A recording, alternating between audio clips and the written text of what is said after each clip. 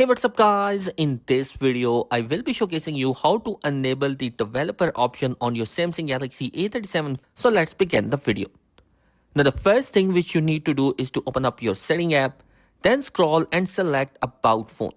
Look for the option software information and tap on it. Find your build number and tap on it 7 times. Next, enter your current PIN, password or pattern to confirm that you wish to enable the developer option. From here, tap on the back button to go all the way back to the main setting menu. And then scroll even further down beneath about phone. You should see the developer option. Tap on it and then you can see all your developer option settings available in here. If you want to turn it on, just turn on the toggle button. So guys, that is into this particular video. I hope this video will be helpful for you. Thanks for watching. Be sure to subscribe. Peace.